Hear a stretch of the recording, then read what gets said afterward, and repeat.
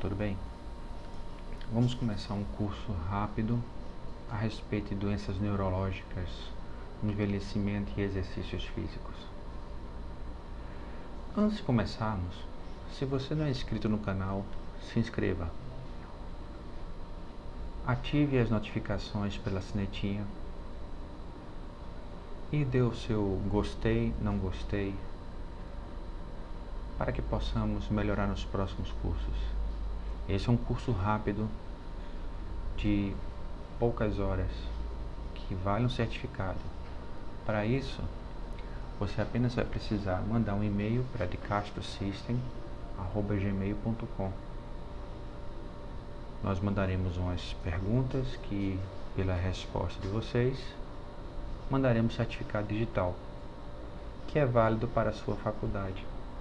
E se você já é formado, é válido para o seu apurado conhecimento. Mas bem, o que seria o envelhecimento? O envelhecimento nada mais é do que um processo irreversível que todos nós iremos passar. Existe forma de evitar o envelhecimento? Não. Podemos controlá-lo, podemos retardá-lo, mas ele acontecerá cedo ou tarde. É um processo irreversível. Muitas pessoas perguntam por que envelhecemos, quando envelhecemos, para que envelhecemos.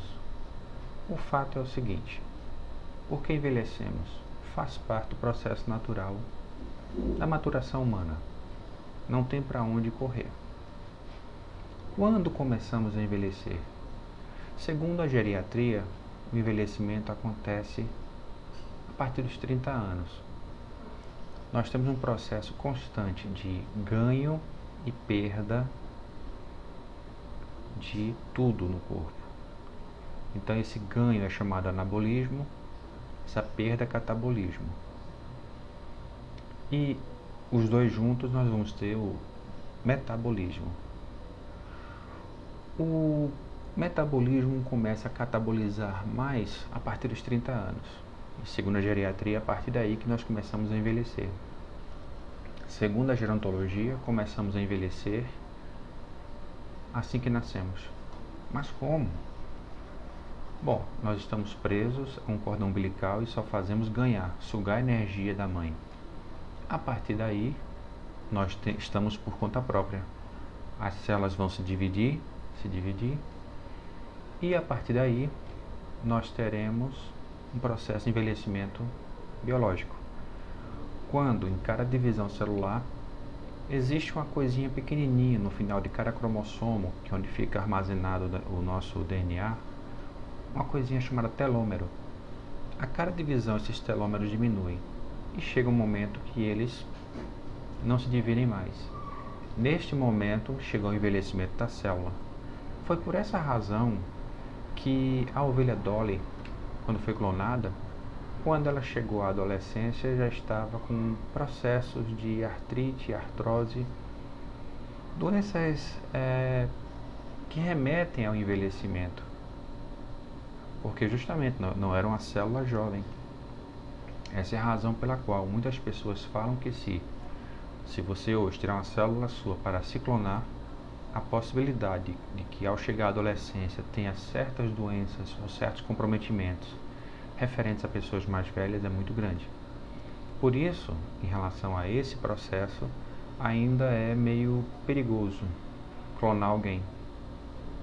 Mas bem, o envelhecimento acontece, é inevitável. Vamos ficando mais lentos, vamos ficando menos ágeis, mas vamos ganhando sabedoria.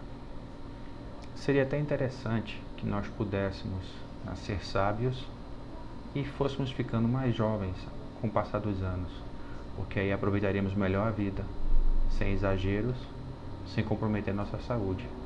Mas bem, para se entender um pouco a respeito desse processo de envelhecimento, vou falar um pouco sobre a psiconeuroimunoendocrinologia.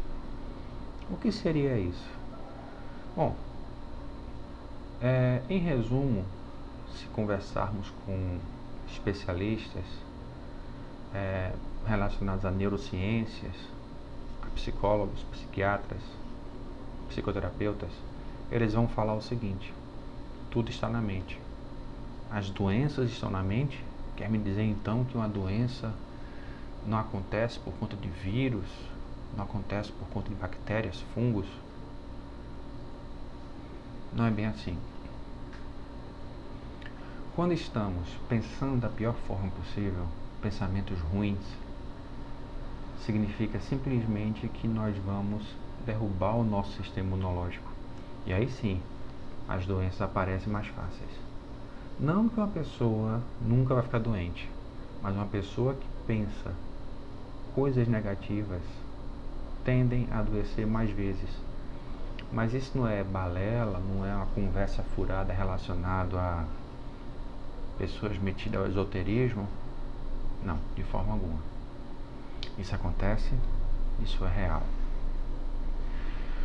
Psico é o que vai diferenciar todos nós.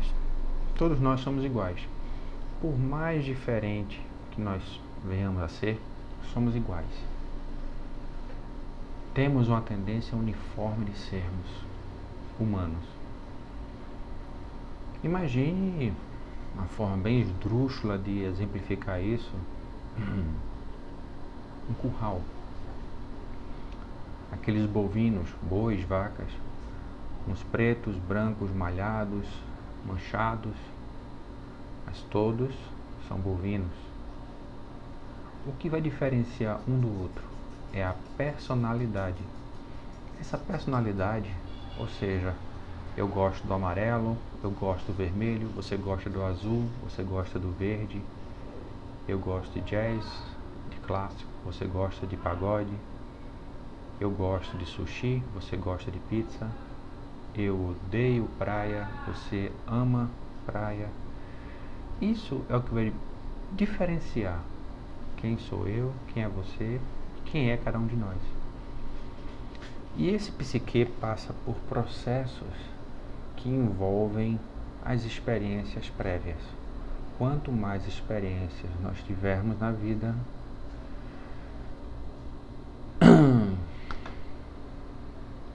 maior vai ser a nossa facilidade de passar por dificuldades. Como assim? Se você tem uma experiência prévia em atravessar ruas, você não vai ter medo de atravessar a rua aos 15 anos. Isso é um exemplo bem banal sobre experiências prévias.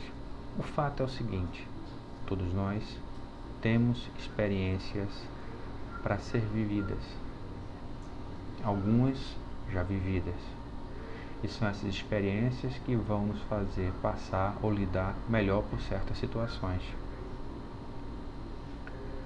Muitas pessoas aprendem com os próprios erros, outras pessoas aprendem com os erros dos outros, outras pessoas não aprendem com os próprios erros. Pelo menos precisa errar muitas vezes da mesma forma para aprender.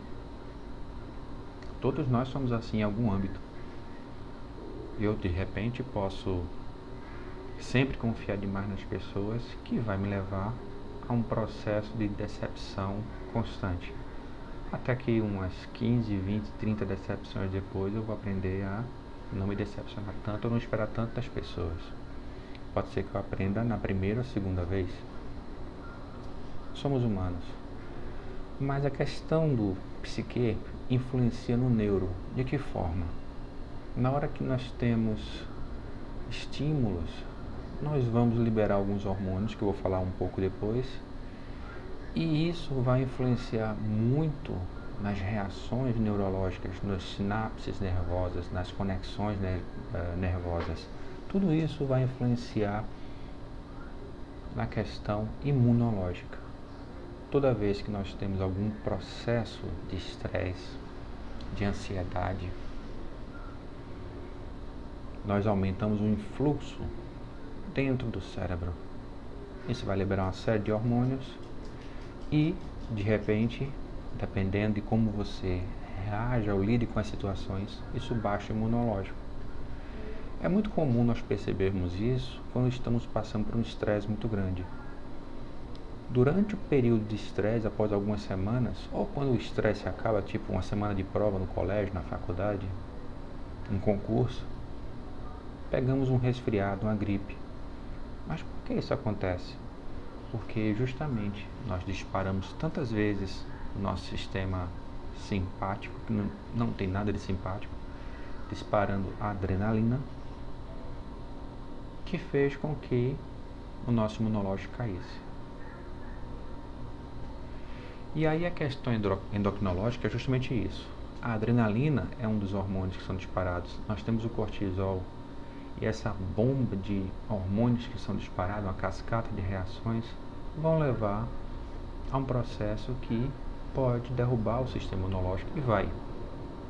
E dependendo de como esse sistema imunológico esteja, isso pode levar a um processo de uma gripe mais forte, uma doença mais forte.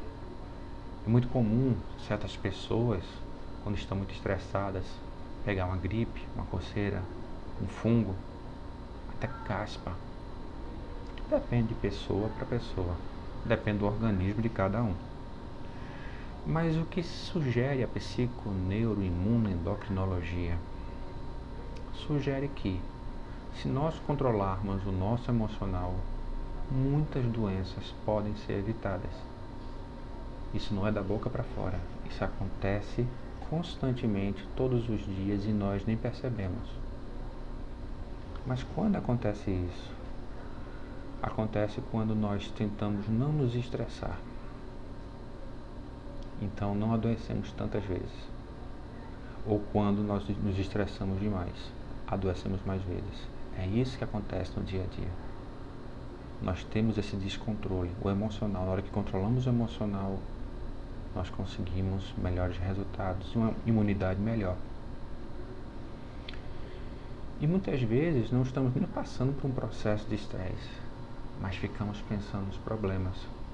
Existem pessoas que se preocupam tão antecipadamente por problemas que nem vão existir às vezes, que adoecem pelo simples fato de pensar muito em problemas que vão levar a um desgaste. Quem nunca ficou pensando em sair de casa e vai ser assaltado? Que vai arrumar um emprego e já fica preocupado em não perder o emprego. Tem um filho e o filho não tem nem ainda um meio de vida, já se preocupa se esse filho vai ser bom ou mal, se vai ser uma pessoa do bem, do mal, se for uma menina, se vai namorar, quem é que vai enganar ela. A menina só aprendeu a mamar e chorar. Você está preocupado com as mágoas que ela vai ter na vida sentimental dela. Mas esse é o ser humano. Não nos ensinaram, a gente não aprende a lidar com as frustrações, só aprende a se frustrar. Já fica preparado para se frustrar. Quando as frustrações acontecerem, nós temos que respirar fundo e, se o problema tem solução, não se preocupar tanto. Se ele tem solução, não se preocupar. Se não tem solução, não se preocupar também. Mas como eu vou resolver esse problema?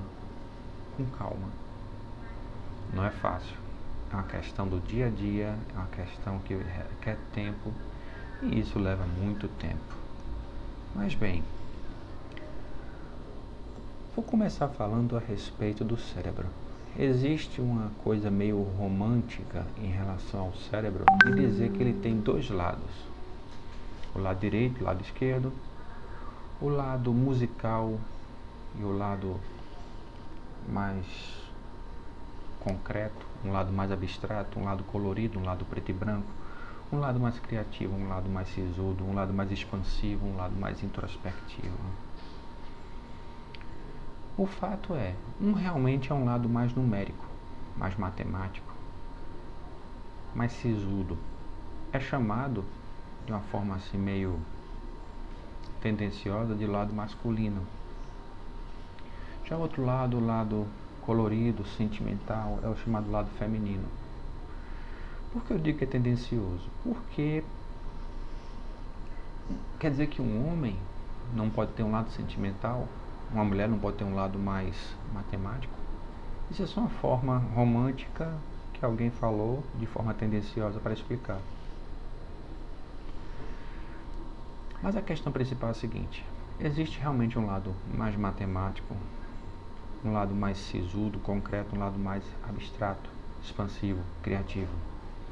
Todos nós temos esses dois lados. E muitas vezes nós temos um lado mais desenvolvido que o outro. Uma pessoa que lida com artes, uma pessoa que lida com música, com expressões, geralmente tem um lado colorido desenvolvido, óbvio. E um engenheiro, um matemático, tem um lado matemático do cérebro mais desenvolvido. Mas isso não impede que uma pessoa, por exemplo, que tem esse dom criativo, um músico, um artista, não tem um lado matemático desenvolvido.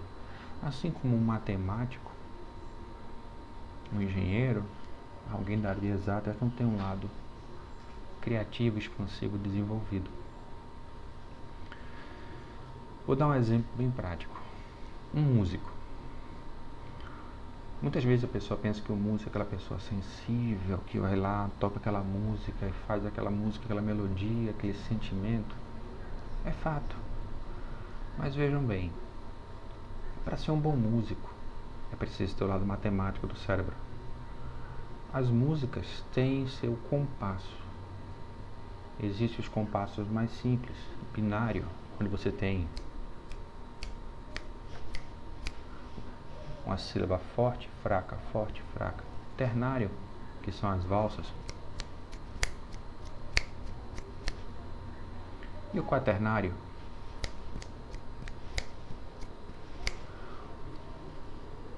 O fato é o seguinte: é preciso encaixar aquelas bolinhas naquelas 5 linhas chamado pentagrama.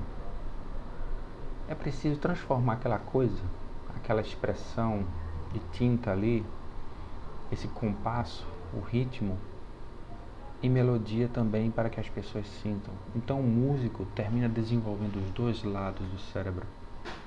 Ele tem que ler a partitura, precisa entender o que está ali e transformar aquilo em uma melodia. Ou mesmo compondo. Eu vou construir uma melodia e aquela melodia eu vou escrever no pentagrama. Então o músico mesmo geralmente desenvolve os dois lados do cérebro. Por isso é possível. E geralmente pessoas que desenvolvem talentos musicais têm uma capacidade extrema de ser, por exemplo, um engenheiro com sentimentos, ou um grande artista com um senso concreto, racional, bem desenvolvido. Existem outras formas de desenvolver essa percepção abstrata e concreta? Sim. O exercício físico. Mas como o exercício físico não é simplesmente eu correr, nadar, eu vou levantar peso? Sim, se você automatizar o movimento.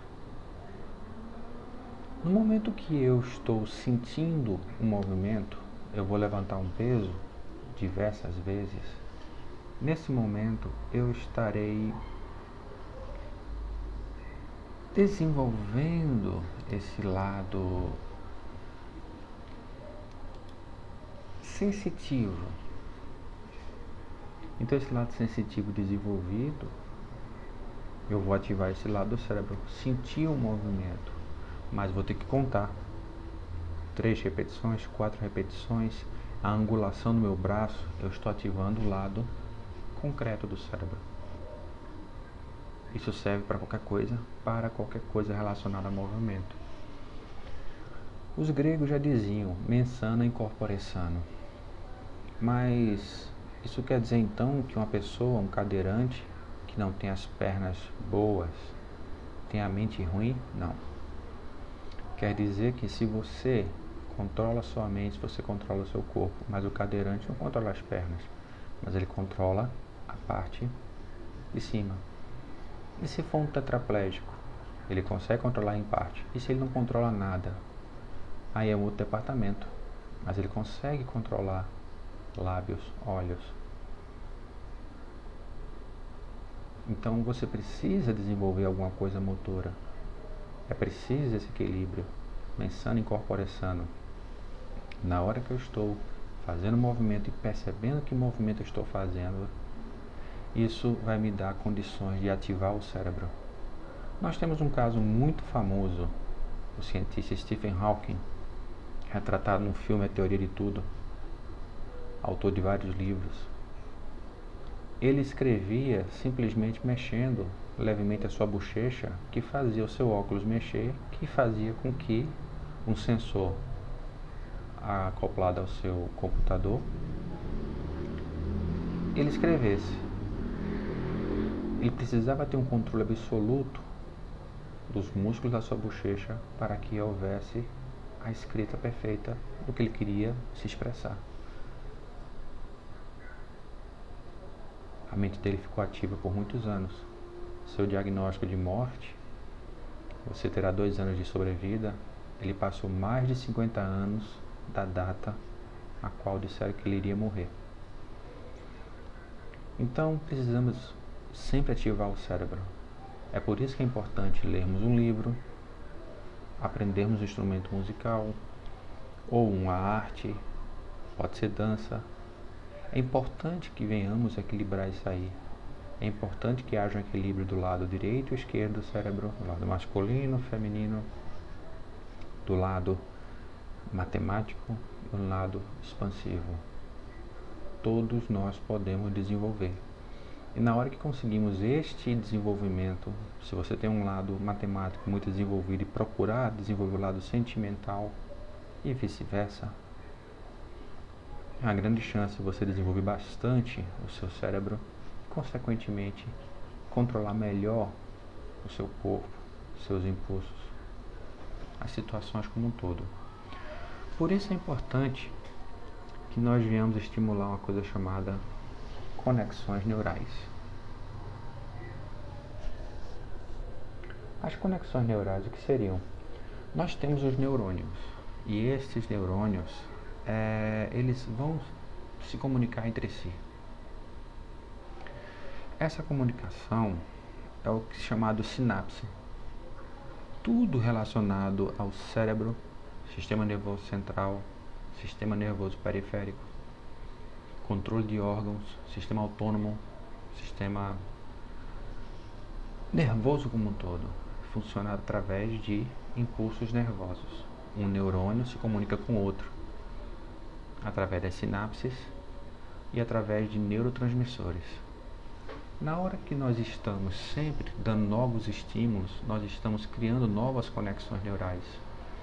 Na hora que automatizamos alguma coisa, estamos sempre fazendo sempre o mesmo movimento, seguindo sempre a mesma rua, o mesmo caminho para ir para o trabalho e para voltar para casa. Estamos automatizando o movimento e isso vai evitar que tenhamos novas conexões neurais. Muitas vezes falamos para as pessoas, faça a palavra cruzada para poder desenvolver a memória. Só que as palavras cruzadas, se você for olhar, elas meio que se repetem um padrão. É como se você, primeira palavra cruzada, ou sudoku, aquele joguinho dos números, você termina criando padrões e aquilo se torna banal. Tem gente que consegue completar um sudoku em poucos minutos, em 5 minutos consegue completar, porque já conhece o padrão. É isso que acontece, a repetição de padrão. Quando tentamos aprender sempre algo novo, algo diferente, mesmo que seja fora do nosso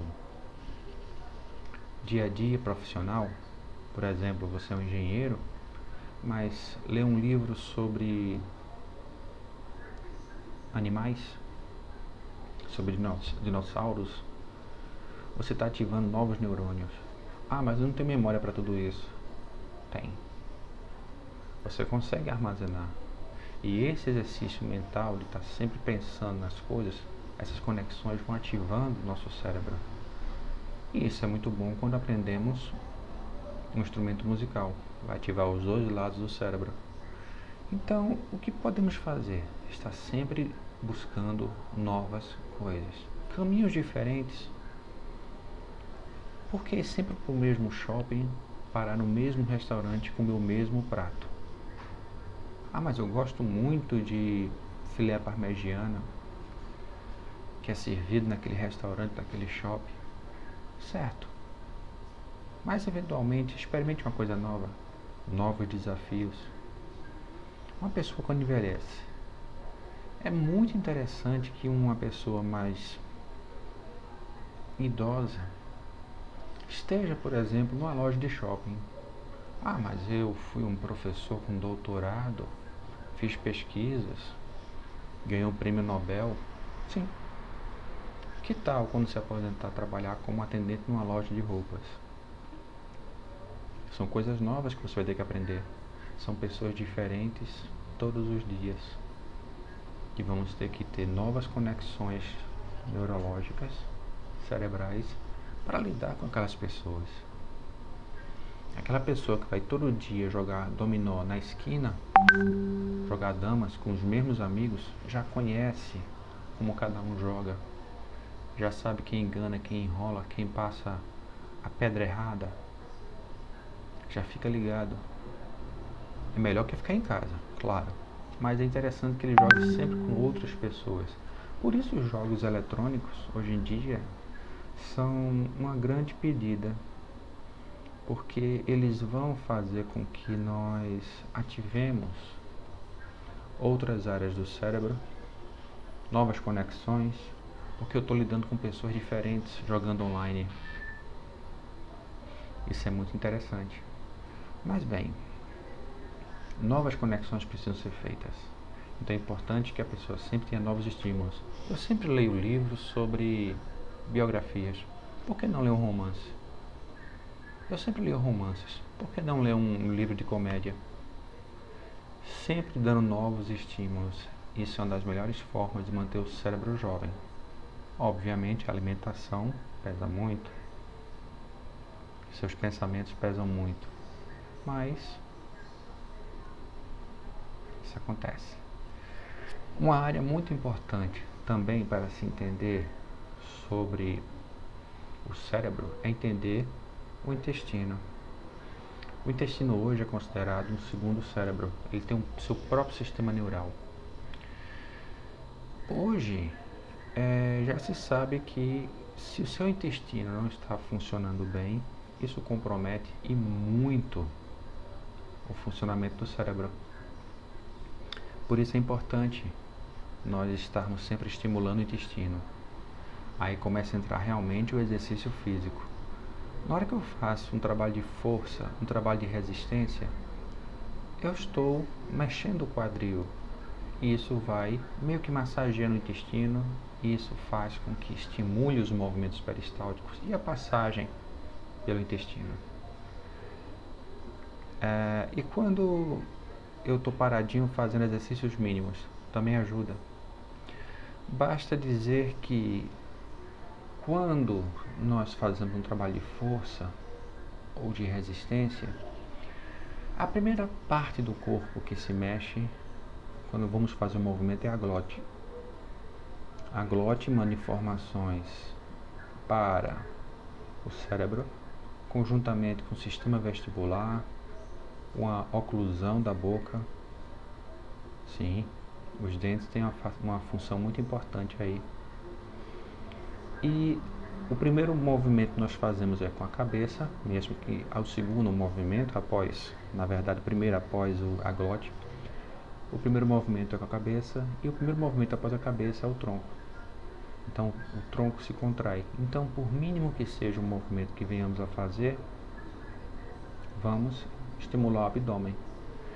Isso significa que eu terei uma contração abdominal e um estímulo no intestino. Sem falar que o trabalho de força ou de resistência estimula a maior absorção por parte do intestino. Isso quer dizer então que se eu fizer um trabalho de força, estarei estimulando meu intestino? Sim. E aí? Bem, somado a isso, a ingesta, tudo aquilo que nós comemos é importante para melhorar o funcionamento do intestino. É muito importante que o intestino funcione bem.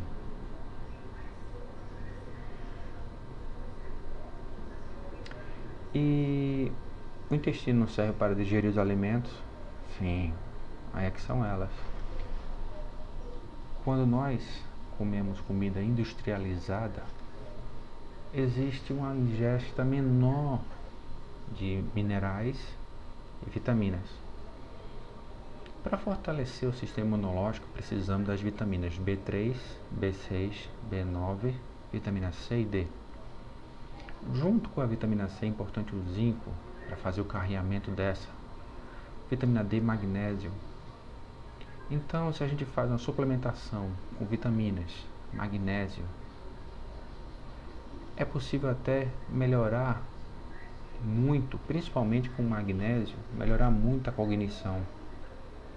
O magnésio vai estimular um raciocínio melhor, vai estimular o sistema imunológico, redução de pressão arterial. Redução de pressão arterial, sim. É possível você reduzir a pressão arterial com a ingesta de magnésio. Redução de artrite, artrose. O magnésio faz mais de 300 funções no nosso corpo. Ah, então o magnésio é a oitava maravilha? Talvez o magnésio seja a oitava, a nona e a 10ª maravilha. O importante é que nos alimentemos bem.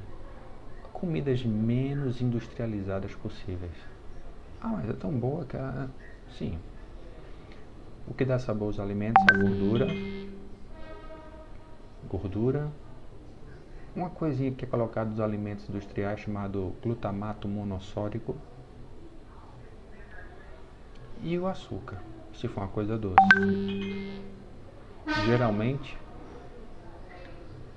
nós temos o glutamato monossódico, que realça o sabor dos alimentos, e nós temos a gordura. Mas quando a coisa passa por um processo industrial, ele tem poucos minerais e poucas vitaminas, por isso não é tão saudável assim. Comidas industrializadas, mas às vezes elas são tão práticas, certo? Que sejam práticas, mas que não se torne uma rotina na nossa vida. Nada impede que venhamos a plantar, até fazer uma pequena horta no parapeito da nossa área de serviço, plantar alguns coentros, cebolinha, tomate, cereja.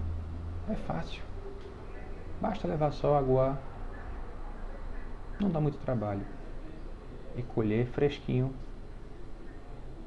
Se não quiser ter o trabalho também de comprar no mercado. Mas o fato é, a alimentação é imprescindível e a suplementação. E podemos ainda pedir para manipular em algumas farmácias probióticos, ou repositor, como alguns chamam, prebióticos, probióticos, lactobacilos raminosos, lactobacilos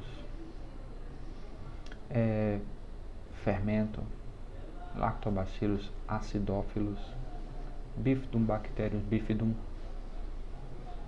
Esses palavrões todos aí servem para quê? Servem para melhorar a condição. É a nossa famosa flora intestinal. E é essa flora intestinal que vai ajudar na absorção e na saúde do nosso intestino. E quanto melhor estiver essa nossa flora, melhor estará o nosso cérebro. Existem estudos que mostram melhoria de pessoas com ansiedade, depressão, Alzheimer, Parkinson, simplesmente pela suplementação com probióticos. Então esses probióticos são a 10ª maravilha, já que o magnésio é a oitava, a nona e a 10ª, 11ª, 12ª, é todo um conjunto. Se quisermos ter uma saúde perfeita, ou mais perfeita possível, ingestão de líquido, água, respirar corretamente, exercícios físicos, alimentação e repouso. E o magnésio e os lactobacilos vão ajudar bastante nessa questão de repouso, na questão de restauração do sono, a melhoria do sono noturno. Vai ser muito importante, vai ser imprescindível. Ah, mas eu não tenho esse costume de tomar essas coisas. adquira esse costume, porque se a gente não cuida da saúde, fatalmente iremos cedo ou tarde tomar alguns remédios para pressão, para diabetes, para saúde mental, alguns psicotrópicos. Antes que isso chegue, por que não trabalhar melhor a nossa saúde mental e alimentar? Exercícios com alimentação e uma higiene mental são imprescindíveis para que haja uma saúde geral do corpo. Não sou eu que estou dizendo, são os livros. Simples assim.